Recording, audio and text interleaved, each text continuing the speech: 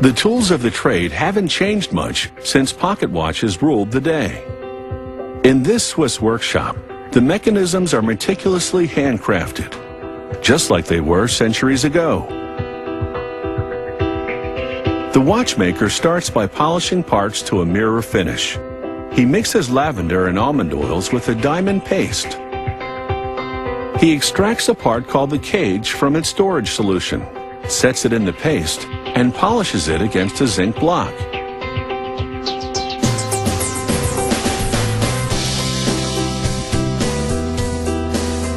He brushes the dust off the cage with a soft piece of wood. Another watchmaker polishes its edges, removing tiny bits of material so other parts can fit to it. The technician attaches gears to the cage. These gears are the balance and escape wheels. He fixes the gears on tiny rubies because they don't wear down easily.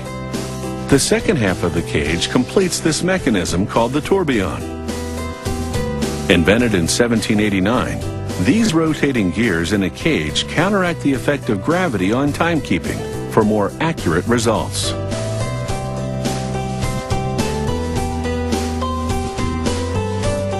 The watchmaker now magnifies the assembly and projects the image onto a screen to confirm that the gears and levers are interacting correctly. Next, he secures a wound-up spring in a barrel.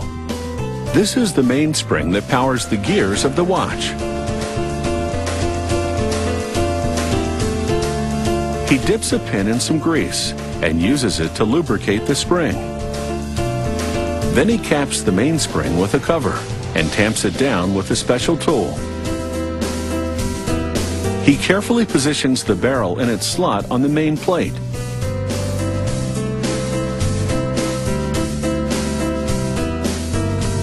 The watchmaker now installs another series of gears on the main plate.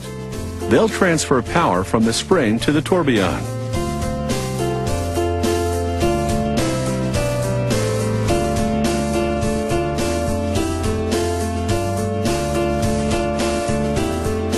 He attaches the bridge to the gears to act as a pivot as they turn.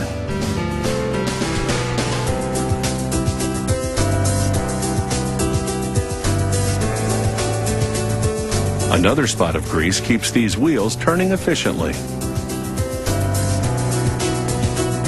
With the spring barrel and its transmission gears assembled, production now reaches a critical moment. He places the mechanism in a holder that makes it easier to install the tourbillon.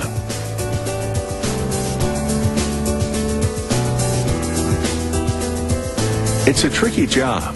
The cage must be precisely positioned for its gears to receive power from the spring. He now transfers the mechanism to another holder to insert the winding stem.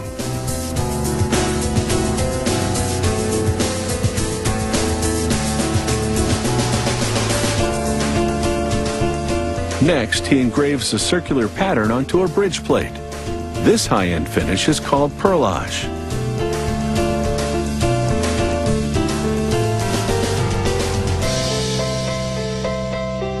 The technician attaches the textured bridge to the dial side of the watch.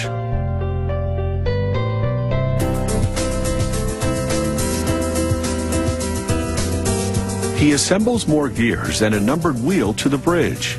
These gears will provide the date information for this timepiece. Another bridge secures the gears that lead to the date wheel. He fastens it with tiny screws. He slides the second date wheel onto its axle and checks the setting mechanism. We'll have the up-to-the-minute details as this watch gets a beautiful face.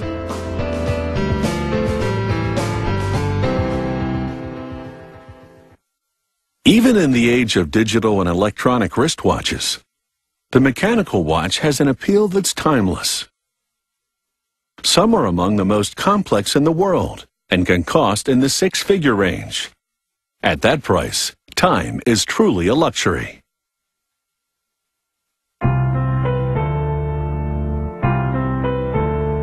In a factory nestled in the scenic Swiss countryside, a highly skilled team has assembled the inner workings of a luxurious tourbillon wristwatch. Now, a watchmaker fits the handcrafted face onto the mechanisms. Using a special tool, he presses the hands onto an axle at the center of the watch. This enables him to set the time and date.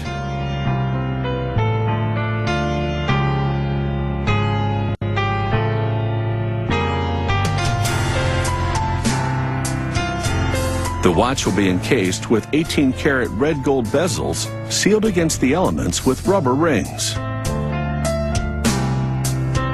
He now fastens the middle casing to the mechanism, then completes the installation of the winding stem and crown.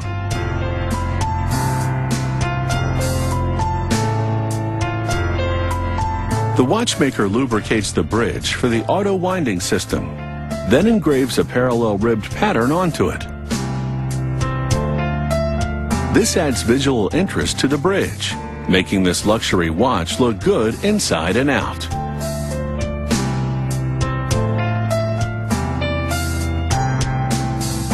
After the bridge has been set with jewels, it's ready to be installed at the center of the watch, where its jewels will keep parts from rubbing against each other, causing wear and tear.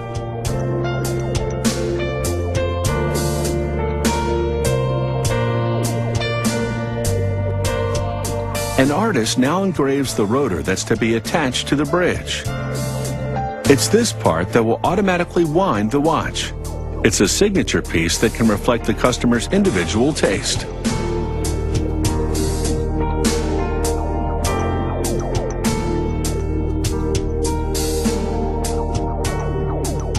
This stylish-looking rotor is now ready to be secured to the bridge.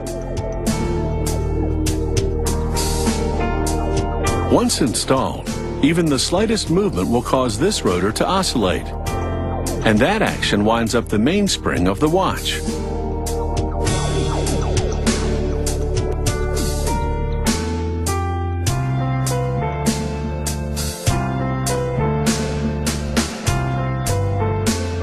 The watchmaker now shields this timepiece with a glass dome, and then vacuums dust from the next gold bezel. He carefully cleans this clear sapphire window because even the tiniest speck of dirt could cause the watch to fail. He snaps the front bezel onto the watch. Then, using a special device, he presses the bezel to secure it. This action also squeezes the rubber ring between the bezel and the watch to create a waterproof seal. This watch will now be water resistant to a depth of nearly 330 feet. The back casing screws into place so it can be removed for maintenance work during the life of the watch. Using a special tool, he tightens the casing to just the right tension.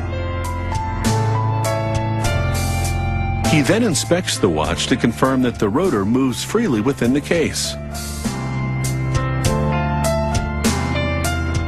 Next up is a computer analysis of the mechanism. A device holds the watch and simulates wrist movements, while the computer evaluates its accuracy.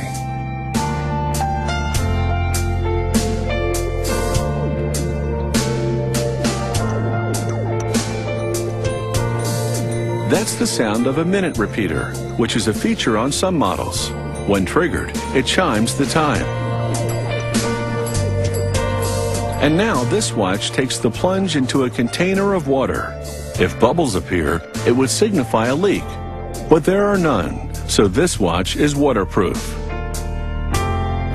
This incredible watch will set you back $150,000, but it will be an heirloom piece that stands the test of time.